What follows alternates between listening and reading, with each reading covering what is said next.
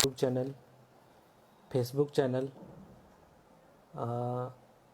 या सर्वाचे प्रमुख प्रवीण जमनिक सर आणि या व्याख्यानमालेचे संयोजक समन्वयक डॉक्टर संतोष भोसलेजी आणि सर्व जिल्हा अध्यक्ष प्रतिनिधी आणि ज्यांनी या कार्यक्रमासाठी प्रत्यक्ष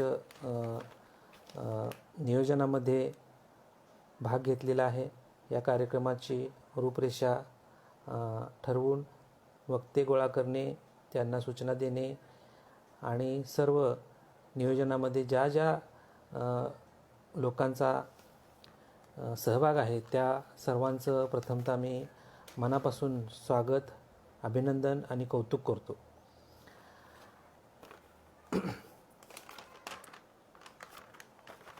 माणगाव परिषदेच्या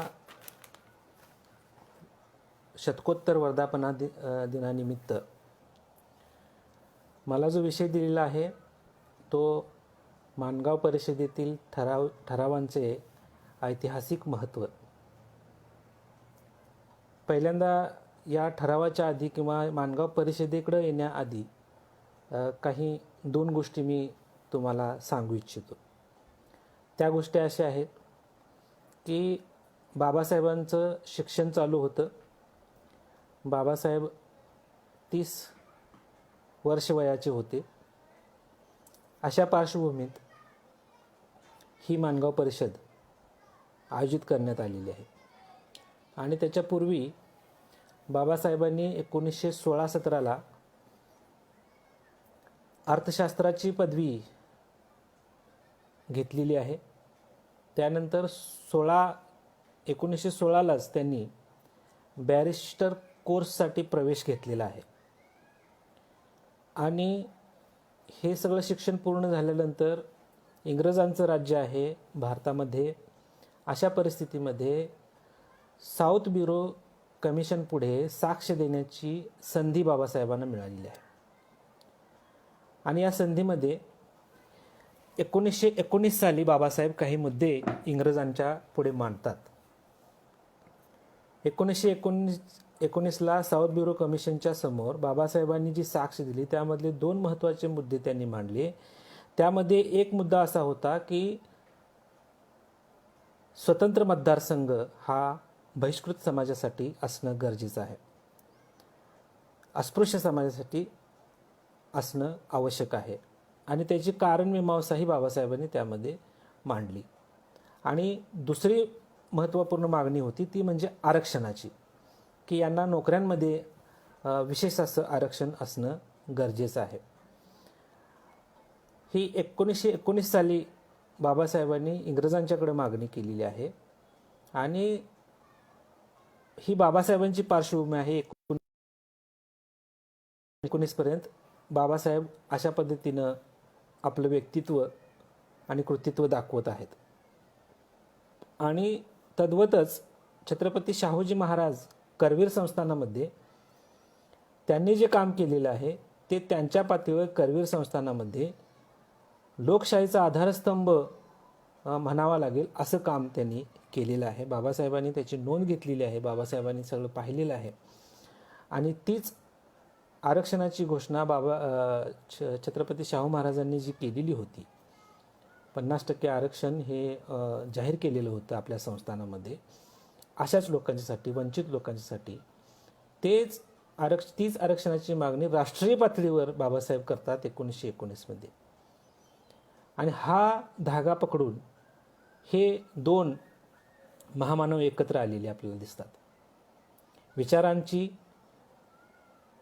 आणि एकूणच समाजाकडे बघण्याची जी दृष्टी आहे ती दृष्टी अतिशय वेगळी, निरपेक्ष, निकोप आणि तथागतांच्या करुणेनं भरलेली अशी ही दृष्टी दोघांमध्ये आढळते.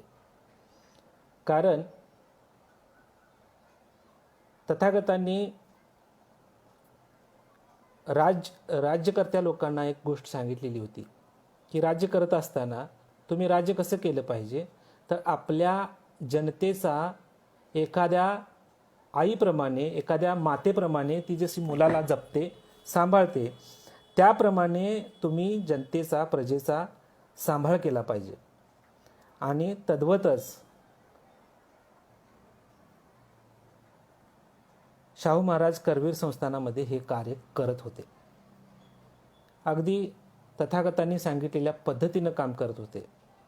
त्यामुळं आम्ही त्यांना धम्मधर अशी उपाधी 2017मध्ये दिलेली आहे, धम्मधर छत्रपती शाहूजी महाराज.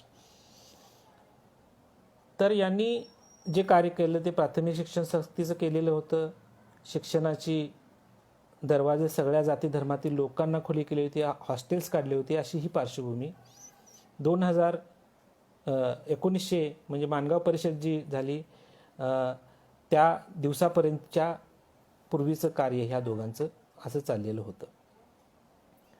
त्यानंतर माणगाव परिषद भरते आणि माणगाव परिषदेमध्ये हे दोघं एकत्र येतात. खरं तर माणगाव परिषद ही करवीर संस्थानात झालेली नाही. ही याची नोंद इतिहासकारांनी घेतली पाहिजे की माणगाव हे गाव करवीर संस्थानात नव्हतं. माणगाव हे गाव कागल संस्थानामध्ये होतं. कागल संस्थानाशी राजर्षी शाहूंचे नातेसंबंध असल्यामुळं त्यांनी आपल्या संस्थानामध्ये कार्यक्रम घेता येत नाही म्हटल्यानंतर ही माणगाव परिषद जी आहे ती माणगाव परिषद आयोजित केली कागल संस्थानामधल्या ह्या माणगाव एका छोट्याशा गावी. आणि त्यांच्याच प्रयत्नानं ती सफल झाली. त्या पाठीमागच्या योजना, त्या पाठीमागची कारणमीमांसा आपण थोडक्यात बघणार आहोत. आता कुठलंही काम ज्यावेळा माणूस करत असतो त्यावेळी तो ठरवून करत असतो. म्हणजे आपल्याला जर एखाद्या ठिकाणी जायचं आहे, म्हणजे दुकानला जायचं आहे, समजा किराणा माल आणायला जायचं आहे, तर आपण पहिल्यांदा यादी तयार करतो. म्हणजे ठरवतो हे असं असं आणायचं आहे. किंवा आपण आपले अशी अवस्था होत नाही कधी की आपण घरातून तडकाफडकी निघतो आणि भर चौकात जाऊन विचार करतो आपल्याला कुठंतरी जायचं होतं. तर असा जर कोणी विचार करत असेल तर त्याच्या डोक्यावर परिणाम झाला आहे असं आपण म्हणत असतो. पण हे दोन महामानव एकत्र आले आणि त्यांनी काहीतरी ठरवलेलं आहे. काहीतरी ठरवलेलं आहे. एकत्र येण्यामागे ही त्यांची कारणमीमांसा ही त्यांच्या ठरावावरून लक्षात येते. हे काय एकत्र आले आणि त्यांनी ही परिषद का भरवली. त्यातील माणगाव परिषदेच्या ठरावामध्ये पहिला आणि तिसरा ठराव जो आहे तो आभार प्रदर्शनाचा ठराव आहे. म्हणजे महायुद्ध जिंकलं त्याबद्दलचा आभार आणि इतर काही जणांचे आभार त्यामध्ये मांडलेले आहेत. माणगाव परिषदेचे जे काही ठराव आहेत त्यामध्ये पहिला आणि तिसरा हा जो ठराव आहे हा ठराव आभाराचा आहे. पहिल्या ठरावात महायुद्धाबद्दल आणि तिसऱ्या ठरावामध्ये जो ठराव आहे त्यामध्ये म्हटलेलं आहे की बहिष्कृत समाजासाठी इतर संस्थांनी जे काम करत आहेत, इतर संस्थांमध्ये किंवा संस्था इतर जे काही काम करत आहेत त्यांचा उद्धाराचं किंवा त्यांच्यासाठी ते त्यांचं आभार आणि अभिनंदन करणारा हा तिसरा ठराव आहे. मात्र दुसरा जो ठराव आहे या परिस्थितीतला हा दुसरा ठराव हा सांस्कृतिकदृष्ट्या अतिशय महत्त्वाचा असा ठराव आहे जे बाबासाहेबांनी त्या परिषदेमध्ये मांडलेला आहे किंवा माणगाव परिषदेनेच एकूण त्या मांडलेला आहे. तो म्हणजे राजर्षी छत्रपती शाहूजी महाराजांची जो जन्मदिवस आहे तो जन्मदिवस सर्व बहिष्कृतांनी सण म्हणून साजरा करावा. हा ठराव अतिशय महत्त्वाचा मला वाटतो आणि तो या परिषदेची सांस्कृतिक पृष्ठभूमी आणि सांस्कृतिक दिशा ठरवणारा असा हा ठराव आहे. चौथा जो ठराव आहे हा अ ब क अशा 3 विभागामध्ये विभागलेला आहे आणि त्याच्यामध्ये आजची बहिष्कृत समाजाची जी सामाजिक स्थिती आहे त्यांना जी विषमता सोसावी लागत आहे त्याबद्दलचा ठराव आहे. त्याबद्दल मानवी हक्कांची मागणी केली जात आहे चौथ्या ठरावामध्ये. अ ब क आणि त्याच्यामध्ये केवळ मागणी केली जात नाही आहे, तर सरकारला या सगळ्या मानवी हक्कांसाठी आम्हाला त्यांनी त्या मानवी हक्कांना संरक्षण दिलं पाहिजे अशी ती मागणी आहे. ही संरक्षण सरकारनं दिलं पाहिजे हे अतिशय महत्त्वाचा शब्द किंवा त्यातलं तत्व आहे त्या ठरावातलं. संरक्षण सरकारनं मानवी हक्कांच्या बाबतीतल्या बहिष्कृत लोकांच्या मानवी हक्कांच्या बाबतीतल्या ज्या काही सार्वजनिक ठिकाणी सार्वजनिक पाणवठ्यावर शाळांमध्ये इतर ठिकाणी जाणं येणं त्यांना मिळालं पाहिजे, जे काही मानवी हक्क अधिकार आहेत, पाणी पिता आलं पाहिजे, हे सगळे मुद्दे त्याच्यामध्ये मांडलेले आहेत. आणि हा मानवी हक्काचा ठराव असं त्यांना म्हणता येईल. आणि तो ठराव त्या ठरावामध्ये म्हटलेलं आहे की सरकारनं ह्याला संरक्षण दिलं पाहिजे, ही मागणी आहे त्या परिषदेची. 5वा जो ठराव आहे तो 5वा ठराव छत्रपती शाहूजी महाराजांच्या प्रेरणेतून निर्माण झालेला ठराव आहे. म्हणजे मुलामुलींना प्राथमिक शिक्षण सक्तीचं करावं सरकारनं. आणि हा इंग्रज सरकारकडे प्रस्ताव हे सगळे ठराव दिले जाणार आहेत. याची पहिल्यांदा नोंद घ्या. हे फक्त इंग्रज किंवा कुठल्या तरी संस्थानाला द्यायचे ठराव नाही आहेत, तर इंग्रज सरकारकडे ही मागणी करायची आहे. आणि इंग्रज सरकारकडे आपण काय काय मागायचं आहे ते ठराव किंवा इथून पुढं आपण काय काय करायचं आहे हे ठरवण्याची पद्धत जी आहे ती पद्धत माणगाव परिषदेतून आपल्याला दिसून येते.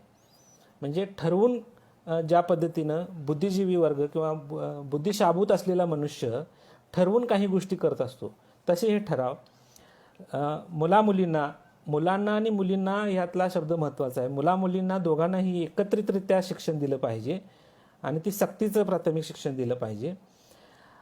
आणि 5, 6, 7, 8 ह्या तिन्ही ठरावामध्ये 4 ठरावामध्ये शिक्षण व्यवस्थेबद्दलच ठराव मांडलेले आहेत. त्यामध्ये शिक्षण सक्तीचं असावं, शिक्षण मोफत असावं, शिक्षण व्यवस्थेत चालवणारे जे अधिकारी आहेत, शिक्षण व्यवस्थेमधले मातबर जे अधिकार पदं आहेत, ते अधिकार पदांवरती बहिष्कृत समाजाचे लोक नेमण्यात यावेत. आणि त्या पात्र उमेदवारांना कशी त्यांची शैक्षणिक पात्रता असावी हे सुद्धा त्याच्यामध्ये लिहिलेलं आहे. हे का लिहिलेलं आहे? कारण शाहू महाराजांचं भाषण या परिषदेत जर आपण बघितलं तर तुमचा नेताच तुमचा उद्धार करू शकतो. तेच तत्व शिक्षण व्यवस्थेमध्ये बाबासाहेबांनी किंवा या परिषदेनं ठरवलेलं आहे की तेच तत्व शिक्षण व्यवस्थेमध्ये सुद्धा आलं पाहिजे. काय आलं पाहिजे? तर आमचे लोक शिक्षण व्यवस्थेतले अधिकारी असले पाहिजेत, बहिष्कृत समाजाकडे लक्ष देणारे, बहिष्कृत समाजाशी नाळ असणारे, संबंधित असणारे, बहिष्कृत समाजाची जाणीव असणारे असे शिक्षण अधिकारी पदावर असले पाहिजे. ही सगळ्यात महत्त्वाची मागणी आहे. त्यानंतर शिष्यवृत्ती आणि स्पृश्य आणि अस्पृश्य विद्यार्थ्यांना एकत्रित शिक्षण द्यावं, ही मागणी त्या ठरावामध्ये केलेली आहे. 5 ते 8 ठराव हे 4 ठराव आहेत ते शिक्षण व्यवस्थेसाठी, शिक्षण व्यवस्था कशी असावी देशातली या बाबतीतला उलगडा करणारे आहेत. त्यानंतर 9वा ठराव जो आहे तो महार वतन, आणि त्याच्यामुळं उत्पन्नाचे साधनं कमी झालेली आहेत आणि महारवतनामुळं कशी लाजीरवाणी कामं, अपमानास्पद कामं ही महार लोकांच्यावर किंवा अस्पृश्य लोकांच्यावर येत आहेत, करावी लागत आहेत, याबद्दलचा खुलासा करून महारवतनाबद्दलचा तो ठराव आहे. 10वा ठराव आहे मेलेले मांस खाणं बंद करणं. 11वा ठराव आहे तलाट्यांची नेमणूक, बहिष्कृत समाजातून तलाट्यांची नेमणूक करणं. 12वा जो ठराव आहे तो अतिशय महत्त्वाचा मला वाटतो. ही सत्यशोधक चळवळीशी नाळ जोडणारा असा हा ठराव मला वाटतो. कारण महात्मा फुलेंनीही काही ब्राह्मण संघटनांना, नेत्यांना, समाजसुधारकांना हे सांगितलं होतं की तुम्ही तुमच्या समाजाची सुधारणा पहिल्यांदा करा. तुम्ही आमच्याकडे येऊ नका, आम्ही समर्थ आहोत. आमच्या समाजाबद्दलचं जी कणव तुमची आहे ते चांगलीच आहे, पण पहिल्यांदा तुम्ही तुमच्या समाजाचं प्रबोधन करा, तुमच्या समाजाला बदलायला शिकवा आणि मग आमच्याकडे या. हा जो बाणा सत्यशोधक समाजाचा होता. तो बाणा या ठरावामध्ये दिसतोय की इतर ज्या समाज सुधारणा करणाऱ्या बहिष्कृतांच्यासाठी चांगलं काम करणाऱ्या ज्या काही संस्था आहेत, जे काही नेते आहेत, तेही सरकारकडे काही ना काही मागण्या करत असतात. तर सरकारनं असं समजू नये की त्यांच्या मागण्या किंवा त्यांनी सुचवलेले जे उपाय आहेत ते बहिष्कृत समाजाला मान्य आहेत असं गृहीत मानून धरू नये. आमच्या मागण्या वेगळ्या असू शकतात, त्यांच्यापेक्षा वेगळ्या असू शकतात, हे सरकारनं जाणून घ्यावं. 13वी जी मागणी आहे, 13वा जो ठराव आहे तोही अतिशय महत्त्वाचा असा ठराव आहे. तो म्हणजे बाबासाहेबांनी 1919ला जी मागणी केलेली आहे त्या काउन्सिलकडं कमिशनकडं, साऊथ ब्युरो कमिशनकडं, तीच मागणी तोच ठराव बाबासाहेब इथं करतायत किंवा माणगाव परिषद करते. भावी कायदे मंडळात, कायदे मंडळात बहिष्कृत प्रतिनिधी निवडले जावेत, त्यांच्या लोकसंख्येच्या प्रमाणात निवडले जावेत आणि तेही स्वतंत्र मतदारसंघातून निवडले जावेत, अशी मागणी करणारा हा ठराव आहे. अतिशय महत्त्वाचा 13वा ठराव आहे. भावी कायदे काउन्सिलमध्ये बहिष्कृत प्रतिनिधी संख्येच्या प्रमाणात निवडले जावेत, यासाठी स्वतंत्र मतदारसंघातून त्यांची निवड करण्यात यावी. तर ही मागणी अतिशय महत्त्वाची आहे. आणि 14वा आणि 15वा हा जो ठराव आहे, 14वा हा जो ठराव आहे तो आप्पा दादगोंडा पाटील ज्यांच्या जागेत ही माणगाव परिषद घेण्यात आली. माणगाव परिषद घेण्यासाठी जागा मिळत नव्हती, तर आप्पा दादगोंडा पाटील या शाहू महाराजांच्या कार्यकर्त्याने, समर्थकानं ही जागा उपलब्ध करून सगळ्या सभेचं नियोजन केलेलं होतं. त्या आप्पा दादगोंडा पाटील यांना मी शतकोटी प्रणाम करतो, त्यांना कृतज्ञता वाहतो आणि आम्ही त्यांचे ऋणी राहू. त्यांची आठवण आम्हाला सदैव येत राहील. आणि 15वा जो ठराव आहे तो ठराव आहे, हे जे ठराव आहे ते ठरवलेले सगळे त्या विभागातील कार्यकर्त्यांनी आपापल्या विभागातील तहसीलदार असतील किंवा अमुक पदाधिकारी, त्यावेळचे जे पदाधिकारी आहेत त्या पदाधिकारी किंवा ह्याच्यामध्ये हे सगळे ठराव पोहोच करायचे आहेत, द्यायचे आहेत आपापल्या पद्धतीनं. अशा पद्धतीचे हे 15 ठराव या परिषदेमध्ये मंजूर करण्यात आलेले आहेत.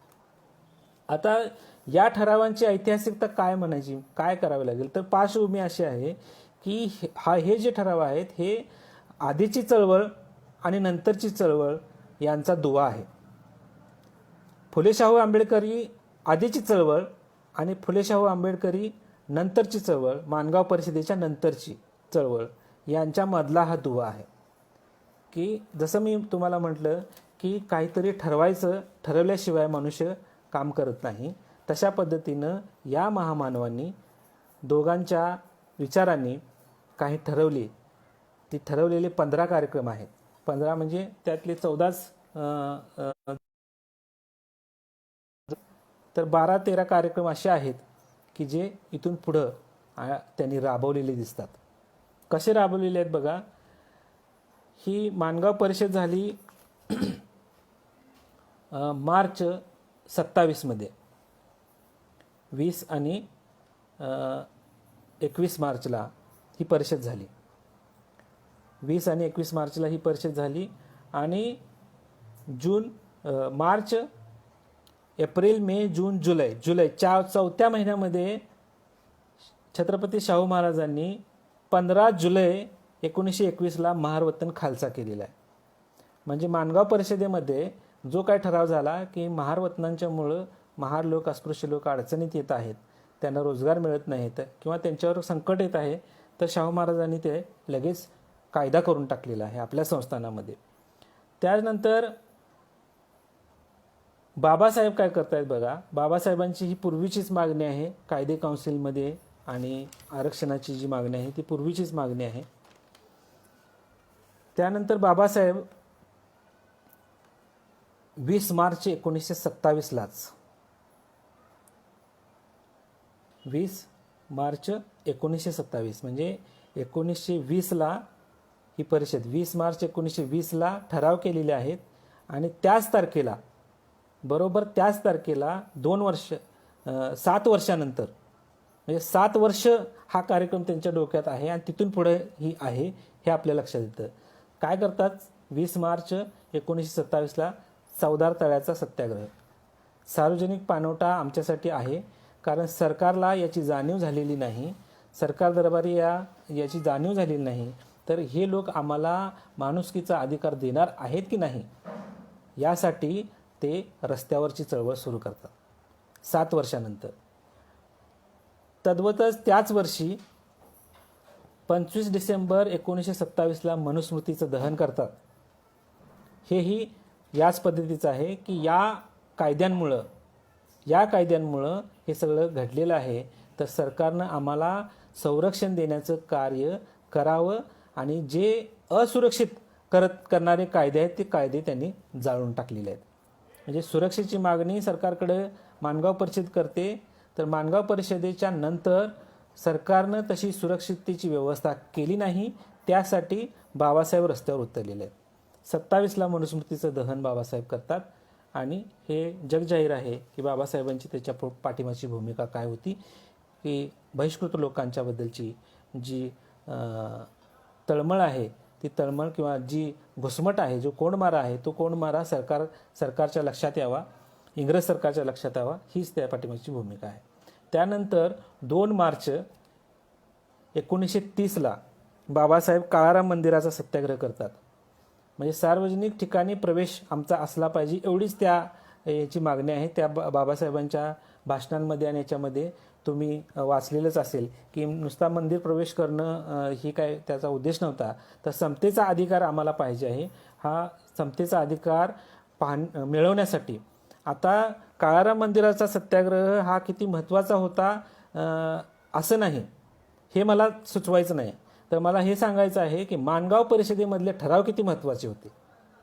त्या ठरावावर बाबासाहेब 27ला काम करत आहेत, 30ला काम करत आहेत आणि 30ला ही जी काळाराम मंदिराची चळवळ जी सुरू झाली, धर्मसंघर्ष जो सुरू झाला, तो सलग 5 वर्ष लढला. 5 वर्ष 11 महिने 7 दिवस काळाराम मंदिराचा सत्याग्रहाचं आंदोलन चालू होतं.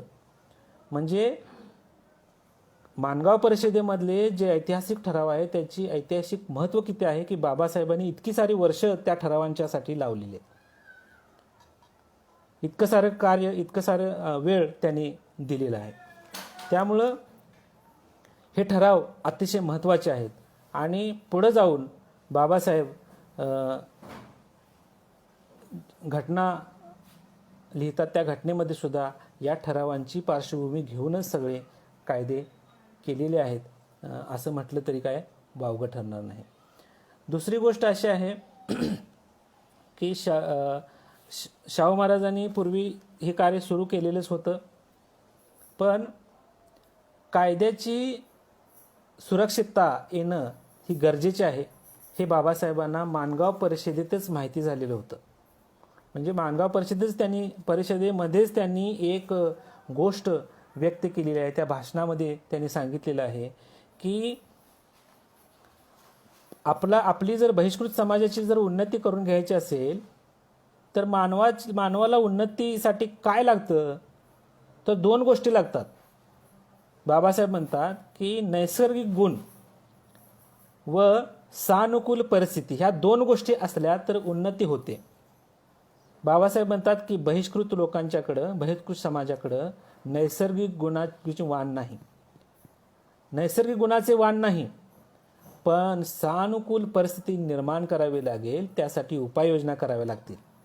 आणि ह्या उपाययोजना काही जण सुचवतात की राजकीय प्रतिनिधित्व त्याच्यावरचा उपाय आहे. आता हे राजकीय प्रतिनिधित्व कशासाठी, आता राजकीय प्रतिनिधित्व इथं सुचवतात आणि बाबासाहेब म्हणतात राजकीय प्रतिनिधित्व कशासाठी असतं, तर राजकीय प्रतिनिधित्व हे कायदे ठरवण्यासाठी असतं, कायदे तयार करण्यासाठी असतं, नियमावली तयार करण्यासाठी असतं. हे राजकीय प्रतिनिधित्व कायदे काउन्सिलमध्ये प्रतिनिधित्व असावं. हा जो 13वा ठराव आहे या ठरावाप्रमाणेच कायदे काउन्सिल म्हणजे कायदे कसे असावेत यासाठी आपलेच प्रतिनिधी तिथं असणं गरजेचं आहे, ही त्यामागची भावना आहे. परिस्थिती सानुकूल बनवणं हे प्रतिनिधींचं काम आहे. म्हणजे भावी काउन्सिलमध्ये आमचे प्रतिनिधी जावेत ते कशासाठी, की नैसर्गिक माणूस म्हणून नैसर्गिक जे काही गुण आहेत ते गुण इतरांसारखेच आमच्यामध्ये आहेत, पण सानुकूल परिस्थिती निर्माण नाही आहे. त्यासाठी सानुकूल परिस्थिती निर्माण करण्यासाठी कायदे काउन्सिलमध्ये जाणं, प्रतिनिधित्व जाणं आणि तिथं तशा पद्धतीचे कायदे निर्माण होणं हे गरजेचं आहे. म्हणून बाबासाहेबांनी हा 13वा ठराव तिथं नमूद केलेला आहे आणि भाषणामध्ये सुद्धा त्यांनी या गोष्टीचा उल्लेख केलेला आहे की हे कशासाठी आहे, तर आपली उन्नती करून घ्यायची असेल तर सानुकूल परिस्थिती निर्माण करणं गरजेचं आहे. आणि माझं असं मत आहे, बाबासाहेबांनी संविधान लिहिण्याचं जे काम केलेलं आहे, संविधान लिहिण्याचं जे महत्कार्य त्यांनी स्वीकारलं, ते केवळ आणि केवळ आपल्या भारतीय समाजातल्या वंचित समाजासाठी, भारतीय समाज व्यवस्थेमध्ये पिचलेल्यांच्यासाठी सानुकूल परिस्थिती निर्माण करण्यासाठी. कारण बाबासाहेब कधीच म्हणत नव्हते की मी तुमचा उद्धार करणार आहे, तुमचा उद्धार तुम्हीच करायचा आहे, तुमचा उद्धार तुम्ही करायचा आहे, तुम्ही स्वावलंबीपणे तुम्ही उद्धार करू शकता. हे जे बाबासाहेबांचं तत्व होतं ते कायम राहिलेलं आहे. स्वप्रयत्नानंच माणसानं मोठं झालं पाहिजे, चांगलं झालं पाहिजे असं त्यांचं मत होतं. कोणी उद्धार करता येणार नाही हे त्यांनी वारंवार समाजाला सांगितलेलं आहे. आणि त्यासाठी सानुकूल परिस्थिती ही बनवण्यासाठी बाबासाहेब माणगाव परिषदेनंतरचा सगळा काळ त्यांच्या आयुष्याचा लावत आहेत आणि ती सानुकूल परिस्थिती संविधानाच्या मार्फत ते बनवत आहेत. आता बघा, माणगाव परिषदेतील ठरावांची ऐतिहासिकता. भावी कायदे काउन्सिलमध्ये बहिष्कृत समाजातील प्रतिनिधी जावे, तेही मतदारसंघातून जावे, स्वतंत्र मतदारसंघातून जावे, ही त्यांची मागणी. हा त्यांचा ठराव 13वाच आहे, 13वा ठराव आहे. आणि संविधानामध्ये 13वं कलम जे आहे त्या 13व्या कलमानुसार आज तागायत म्हणजे संविधान लागू होण्यापूर्वी जे काही कायदे आहेत ते कायदे रद्दबातल ठरवणारा कायदा आहे 13वं कलम. आणि इथं 13वा जो ठराव आहे की हे लोकप्रतिनिधी काउन्सिलमध्ये गेले पाहिजेत, ही त्याची ऐतिहासिकता आहे. हा योगायोग असण्याची ही शक्यता आहे. असं काय ठरवून केलेलं नसेल असं सुद्धा आपण म्हणू शकतो. पण कुठं ना कुठं बाबासाहेबांना याची जाणीव होती हे आपण विसरता कामा नये. कारण बाबासाहेब हे माणगाव परिषदेमध्ये केलेले ठराव जे आहेत ते ठराव मरेपर्यंत विसरलेले नाहीत. आणि तिथून पुढं माणगावची परिषद झाल्यानंतर पूर्ण महाराष्ट्रामध्ये परिषदांची लाट निर्माण झालेली आहे. अनेक परिषदा झालेल्या आहेत. नागपूरमध्ये झाली, बार्शीमध्ये झाली, कुलाबामध्ये झाली, येवलेमध्ये झाली. येवलेमध्ये आणि हे ठराव करायचं सत्र, ठरवण्याचं सत्र किंवा प्रत्येक परिषदेमध्ये ठराव पास करण्यात आलेले आहेत. आता त्याचा डाटा आपल्याकडे उपलब्ध नाही, पण एका भाषणामध्ये बाबासाहेबांच्या भाषणामध्ये 1936ला बाबासाहेबांनी एके ठिकाणी मुंबई इलाक्यामध्ये भाषण केलेलं आहे. ते देवदासी मुरळी या लोकांना धर्मांतराची घोषणा केल्यानंतर झालेली ती परिषद आहे. त्या परिषदेमध्ये प्रास्ताविक असा केलेला आहे की 1935मध्ये झालेल्या परिषदेतील ठरावानुसार धर्मांतर आपण करणार आहोत. म्हणजे तो ठराव तिथं केलेला होता हे आपण ध्यानात घेतलं पाहिजे. अशा पद्धतीचे ठराव करण्याची परंपरा, ठरवून काही गोष्टी करण्याची परंपरा ही माणगाव परिषदेपासून सुरुवात झालेली आहे. आणि ही बौद्ध परंपरा म्हणून स्वीकारण्याला काय हरकत नसावी. ठराव करणं आणि त्या पद्धतीनं आपण वागत राहणं, त्या पद्धतीचं आपण वर्तन करणं हे अतिशय महत्त्वाचं आहे. दुसरी एक गोष्ट, माणगाव परिषदेच्या भाषणामध्ये बाबासाहेब आपली दयनीय अवस्था का झाली आणि आपल्याला हे अपमानास्पद रोजगार स्वीकारणं भाग का पडलं याचं एक कारण ते सांगतात की इंग्रज काळामध्ये आपण मिलिटरीमध्ये भरती होत होती, पण काही कारणांमुळं ती मिलिटरी भरती जी आहे ती भरती बंद करण्यात आली. मग बाबासाहेबांनी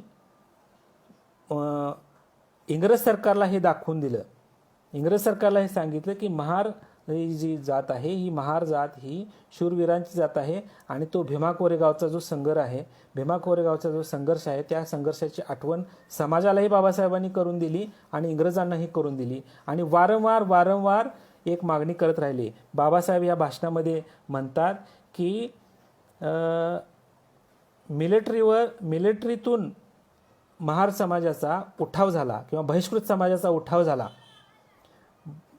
बहिष्कृत समाजाचा मिलिटरीतून उठाव झाल्यामुळं त्यांना रोजगार मिळणं बंद झालं आणि त्यांना असे अपमानास्पद घृणित असे घाणेरडे व्यवसाय स्वीकारणं भाग पडलेलं आहे. त्यामुळं मिलिटरीमधली जी नोकरी आहे ती नोकऱ्या परत मिळाव्यात असं बाबासाहेबांना मनापासून वाटत होतं. बाबासाहेबांचे वडील सुभेदार रामजी बाबा आंबेडकर हे मिलिटरीमध्ये होते, सुभेदार होते आणि बाबासाहेबांची जी ठेवण आहे ते मिलिटरी पद्धतीनं आहे, मिशनरी पद्धतीनं आहे, मिलिटरी पद्धतीनं ते राहायचे. अगदी सूटबूट कोटात असायचे, शिस्त होती त्यांच्या वागण्या बोलण्याला. तर ती मिलिटरीची जी आणि बाबासाहेबांनी एकदा बोलून सुद्धा दाखवलेलं आहे असं की मला मिलिटरीमध्ये नोकरी करायची इच्छा होती. त्यामुळं मिलिटरीतली नोकरी आपल्या समाजाला मिळावी हे बाबासाहेबांची सुप्त इच्छा होती आणि ते इथं बोलून दाखवतात. आणि तेच बघा ती मागणी वारंवार बाबासाहेब करतात इंग्रजांच्याकडं की 1 जानेवारी 1818ला जो युद्ध झालं त्या युद्धात महार बटालियनचं कौतुक इंग्रजांनी केलं, पण नंतर महार लोकांना, अस्पृश्य लोकांना, बहिष्कृत लोकांना मिलिटरीमधनं मज्जाव का करण्यात आला, त्यांचा उठाव का करण्यात आला याची कारण मीमांसा त्यात काय मी शिरणार नाही. पण ही मागणी होती बाबासाहेबांची आणि ती मागणी इंग्रजांना मान्य करावी लागली. तर ती मागणी 1 ऑक्टोबर 1941ला बेळगावमध्ये पहिली महार बटालियन स्थापन करण्यात आली आणि हा त्या ठरवलेल्या गोष्टीला अडीग राहून सातत्यपूर्ण त्याच्यावर काम केल्यामुळं ह्या गोष्टी घडलेल्या आहेत. या सगळ्या ठरावांच्यावर बाबासाहेब सातत्यपूर्ण काम करत राहिलेले आहेत, सतत त्या बाबतीत विचार करत राहिले आहेत, सतत त्या बाबतीत कृती कार्यक्रम करत राहिलेले आहेत. म्हणजे काळाराम मंदिराचा सत्याग्रह जर 5 वर्ष 11 महिने 7 दिवस ते चालवत असतील, त्याच्यानंतर खोतीचं आंदोलन, शेतकऱ्यांचं आंदोलन सुद्धा इतक्या दीर्घकाळ चाललेलं आहे. शेतीचं आंदोलन सुद्धा त्यांनी केलं आहे, शेती बाबतीतली सुद्धा धोरणं बाबासाहेबांनी राबवलेली आहेत, राबवायचा प्रयत्न केलेला आहे. तर या सगळ्या गोष्टी आपण बघितल्यानंतर माणगाव परिषदेतले जे ठराव आहेत ते किती ऐतिहासिक होते याची जाणीव आपल्याला झाल्याशिवाय राहत नाही. आणि दुसरी गोष्ट की आपण या ठरावांमध्ये शैक्षणिक, सामाजिक आणि राजकीय आणि धार्मिक या चारही बाजू पाहतोय, दिसून येतात. शैक्षणिक, सामाजिक, धार्मिक आणि ठरावांमध्ये आढळतात आणि चारही बाजूनं हे जे ठराव केलेले आहेत हे समाजाच्या चारही बाजूचं चिंतन दिसतंय. बाबासाहेबांचं 30 वर्ष वय आहे, त्या 30 वर्ष वयामध्ये किती मोठं चिंतन बाबासाहेबांचं आहे हेही यावरून आपल्याला लक्षात येतं. आणि बघा त्याच्यानंतर बाबासाहेब कायदे काउन्सिल वगैरे हे ठराव वगैरे मंजूर झाले, पण बाबासाहेबांनी 1916लाच बॅरिस्टर कोर्सची जी काय प्रवेश घेतलेला होता तो बॅरिस्टर कोर्सची पदवी त्यांनी पूर्ण केलेली आहे. जवळजवळ 27 साली ती बॅरिस्टर पदवी त्यांना मिळालेली आहे.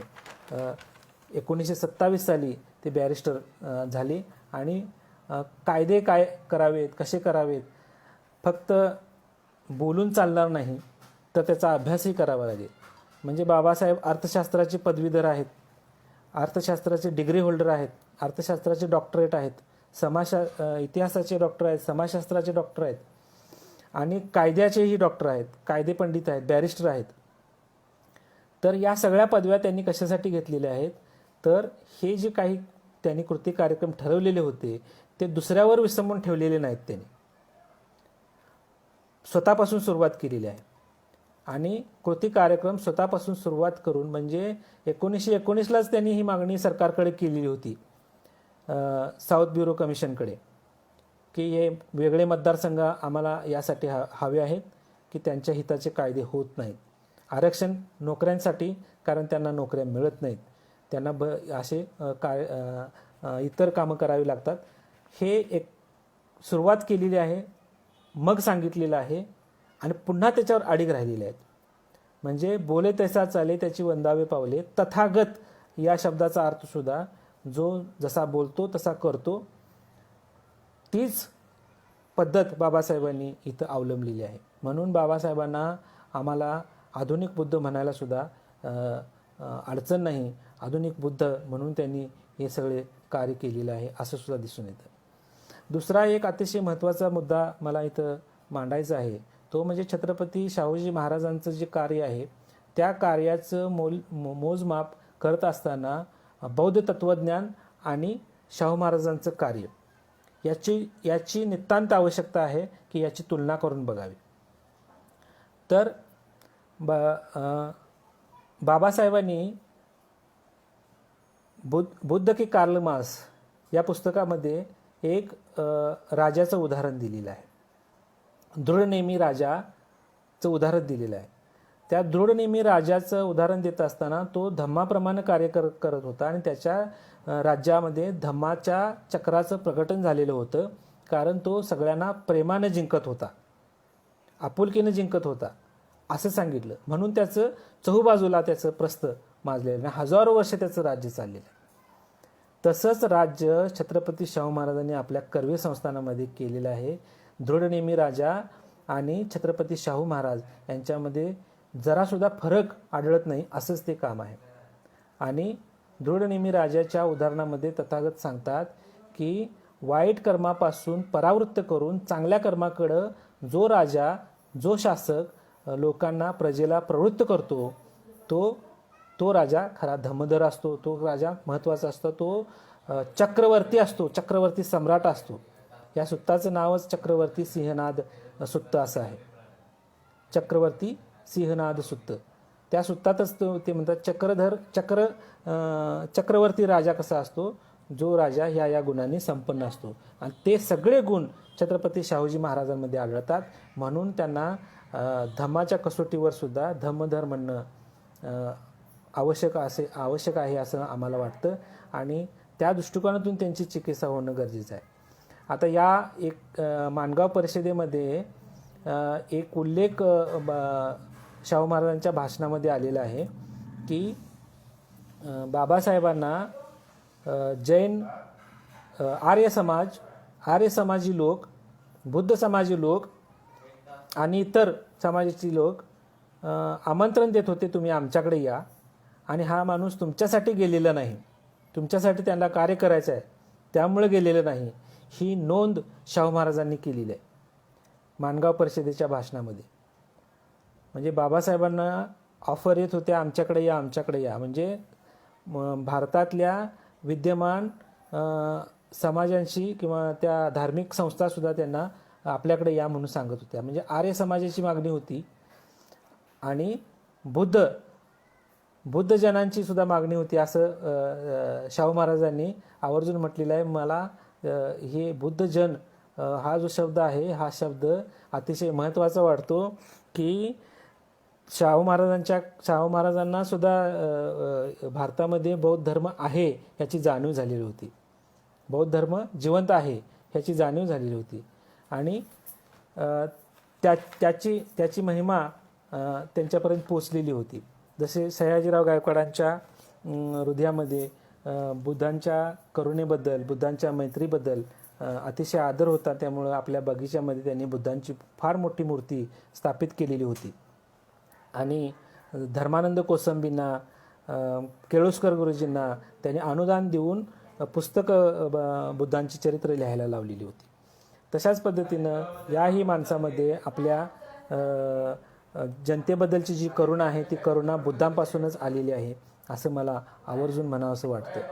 आतापर्यंत झालेल्या या विवेचनामध्ये आपण बघितलं की बहिष्कृत समाजाच्या हितासाठी जे काही करता येईल ते हे लोक करत राहिले. आणि दुसरी एक महत्त्वाची बाब आहे इथं की या दोन्ही महामानवांनी जिथं जमलेल्या लोकांना बहिष्कृत असा शब्द प्रयोग केलेला आहे. हा शब्द प्रयोग अतिशय महत्त्वाचा आहे. बहिष्कृत हितकारणी सभा बाबासाहेब नंतर स्थापन करतायत. त्यानंतर बहिष्कृत हितकारणी सभा, बहिष्कृत ही किती व्यापक संकल्पना होती हे बहिष्कृत शब्दातून ते पहिल्याच अंकामध्ये छापतायत. ती ज्ञानेश्वरांची ओवी छापतात बहिष्कृत, आणि ती बहिष्कृत संकल्पना किती महत्त्वाची आहे हे मानतात. एकेकाळी ज्ञानेश्वरांना सुद्धा या समाजव्यवस्थेनं बहिष्कृत घोषित केलेलं होतं, याची सुद्धा जाणीव इथं होत राहते. शाहू महाराज बहिष्कृत प्रजाजनांनो अशा शब्दात त्या लोकांचा उल्लेख करून भाषणाची सुरुवात करतात. म्हणजे इथं एकीकडं काँग्रेस आणि महात्मा गांधी हरिजन म्हणून संबोधत आहेत, आणि इकडं हे दोन महामानव त्याच समाजाला बहिष्कृत म्हणत आहेत. हे आपण जाणून घेतलं पाहिजे. म्हणजे ही शब्दांची लढाई आहे. तुकाराम महाराजांनी सांगितलेले आहे की शब्दच आमची शस्त्रे आहेत म्हणून. तशा पद्धतीने ही शब्दांची लढाई आहे. हरिजन म्हणून विभागणी होते, हरिजन म्हणून कृपादृष्टी दाखवली जाते, हरिजन म्हणून आम्ही उद्धार करते आणि तुम्ही शोषित, अशा पद्धतीची भावना त्यातून व्यक्त होते. परंतु बहिष्कृत म्हटल्यानंतर समाज व्यवस्थेवर त्याची सर्व जबाबदारी जाते. समाज व्यवस्था बदलली पाहिजे असा भाव यातून व्यक्त होतो.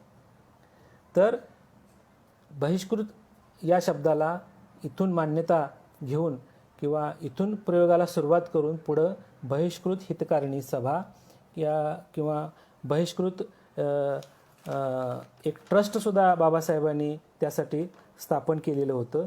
ते ट्रस्ट उद्योग, त्या ट्रस्टचंही नाव बहिष्कृत असंच होतं.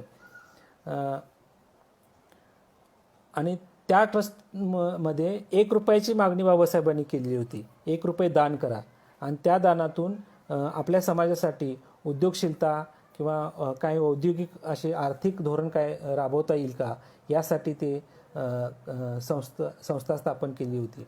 त्यानंतर 1932 सालपर्यंत बघा ही स्वतंत्र मतदारसंघाची मागणी बाबासाहेब लावून धरत आहेत. आणि पुणेकरांचा संघर्ष तर आपल्याला सर्वांना माहितीच आहे. 1932 पर्यंत बाबासाहेब या कृती कार्यक्रमावर लढत आहेत, आणि त्याच्यानंतरही बाबासाहेब लढत राहिलेले आहेत. पीपल्स एज्युकेशन सोसायटी, सिद्धार्थ कॉलेजची स्थापना, अमुक तमुक हे शैक्षणिक कार्याबरोबरच त्यांनी इतर संस्था स्थापन करून पाक्षिक मासिक छापून या सगळ्या सर्वंकष कृती कार्यक्रमांना व्यापक बनवण्याचं काम सुरू केले होतं.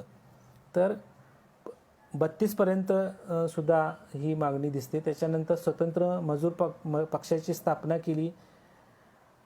महामानवांच्या कल्याण मैत्रीला सलाम करावे तेवढे थोडे आहेत, यांच्या कल्याण भावनेला सलाम करावे तेवढे थोडे आहेत. या दोन्ही महामानवांनी आपल्यासाठी जे काही प्राणांची आहुती लावून जे काही कार्य केलेलं आहे, त्या कार्याची आठवण ही माणगावनं ठेवलेली आहे. आणि माणगाव आणि कोल्हापूर जिल्ह्यातील बौद्ध अनुयायी, बौद्ध उपासक, बौद्ध बांधव, बौद्ध संघटना सर्व माणगावला दर विजयादशमीला येतात आणि या दोघांच्या कल्याण मंत्रीला वंदन करतात, सॅल्यूट करतात, त्यांना मानवंदना देतात. हा कृती कार्यक्रम गेले अनेक वर्ष 2017 पासून चालू आहे. त्यामुळं मी आता ऐकणाऱ्या आणि इथून पुढं जे कोणी हे माझं भाषण ऐकतील त्या सर्वांना कळकळीची विनंती करतो की अशोक विजयादशमीला दरवर्षी माणगावला येत जा. माणगावला तिथले लोक, जिल्ह्यातले लोक, जिल्ह्याच्या आसपासमधले कर्नाटकातले लोक आणि वेगवेगळ्या भागातून लोक तिथं येतात. शाहू महाराजांना मानवंदना देतात, बाबासाहेबांना मानवंदना देतात. आणि ही मानवंदना याच्यासाठी आहे की मान्यवर कांशीरामजींनी इथं एक आंतरराष्ट्रीय स्मारक व्हावं अशी संकल्पना आखलेली होती. बहीण मायावतींनीही ती संकल्पना कृतीत आणण्याचा प्रयत्न केला आपल्या सत्तेच्या काळामध्ये, पण महाराष्ट्रातली परिस्थिती त्याला अनुकूल राहिलेली नाही असे राजकीय वातावरण होतं. त्यामुळं हे आंतरराष्ट्रीय स्मारक जर इथं झालं तर माणगाव परिषद जगभरात हायलाईट होईल. माणगाव परिषदेचं ऐतिहासिक महत्त्व लोकांना कळेल.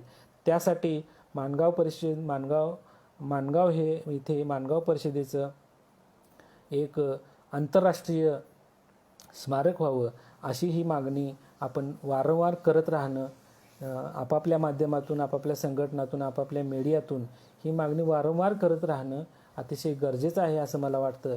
तरच ती खरा माणगाव परिषदेच्या शतकोत्तर वर्धापन दिनानिमित्ताची कृतज्ञता होईल. नसेल ही मागणी आपण करू तर आपण कृतज्ञ ठरू. त्यामुळं ही मागणी लावून धरावी सगळ्यांनी अशी मी विनंती करतो. आणि तुम्ही माझं हे जे काय व्याख्यान आहे ते ऐकलत शांतपणे, त्याबद्दल सर्वांना पुन्हा एकदा यूट्यूब चॅनल, प्रबुद्ध यूट्यूब चॅनल, TV चॅनल आणि फेसबुक पेज त्यांचे सर्वा यांना मी पुन्हा एकदा त्यांचं आभार मानून मी सर्वांची रजा घेतो. जय भीम, जय संविधान, नमो बुद्धाय.